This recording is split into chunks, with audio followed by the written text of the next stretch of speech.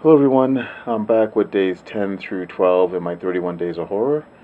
I got three films I'm going to talk about today. So first up we have Kill List.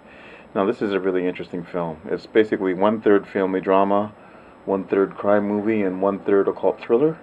And it's about this guy who used to be a hitman, and he's trying to live a normal life now, but he's short on cash. And one day his his good buddy was his partner in crime, comes over, try to get him to get back into business because they got to pay bills. And eventually, he accepts and they decide to go back. And they meet their new boss, their client, and immediately he takes the guy's hand and he cuts it like really deeply with a knife. And and I don't know why he just did that because he chose him for something. And basically, they go off and they get this kill list of all these people to kill. They seem like ordinary people, but they all have like dark secrets. And the thing is, when they're about to execute them, they all say thank you right before he kills them. And things escalate, and he gets more and more brutal with each killing that he does. And his partner is getting really alarmed by this. And eventually, they go to get their final target, and it ends up being this occult group, and things take a turn from the worse from there, and then the cult are after them. I really enjoyed this film. I thought it was pretty decent, and it was interesting. There is a surprise ending, but you'll see that coming. The last third of this movie kind of reminded me of like an action version of The Wicker Man. So I'd recommend this one for a watch if you're so interested. This is the Canadian edition, and unfortunately, there's no special features. The release in the U.S. through IFC, I think, has a commentary and a making of. All right.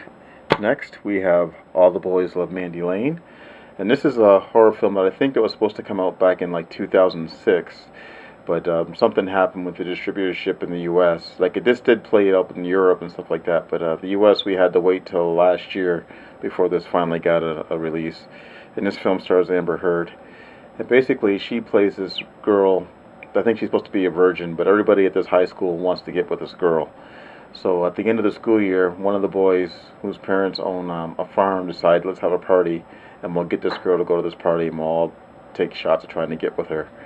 So she agrees to go, and then one by one, the kids start getting picked off. This is pretty much a very standard slasher movie. But the thing about this movie is how it was shot. It was really stylistically shot. The direction is awesome. The cinematography is awesome. And even the style in which it was shot was also really cool. One thing I did like about this movie was the last third of this movie takes place in the morning as opposed to late at night, when the shit really hits the fan. The kills are pretty good. There's a couple really good ones in there. And you'll pretty much know who the killer is right away. And if you don't, you'll know by the 45-minute mark. So I enjoyed this one. Okay, last up, we have Odd Thomas. Now, this film was directed by Stephen Sommers, and he made the first two only movies, and I think G.I. Joe. This is kind of an interesting movie.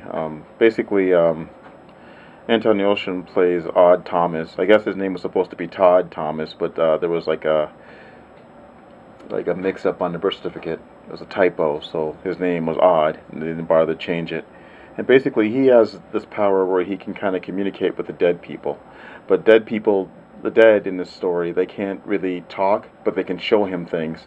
And he uses this to solve crimes. And this is an okay movie.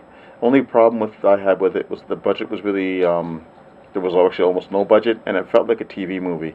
And this actually would have made a really better idea for a TV series as opposed to a movie.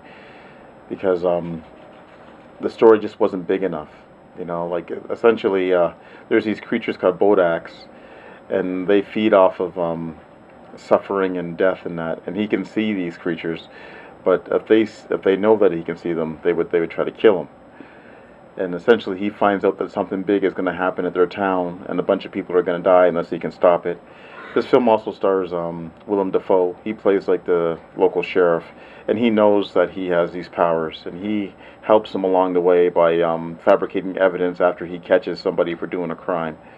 So I could really see this working as a TV show. And if you watch it with the mind that it's a TV show, you'll enjoy it a lot more than if you were to watch it as a movie, because I don't know, it's just kind of cheap in that respect. All right, guys. So that's it for now, and I'll see you guys in a little bit.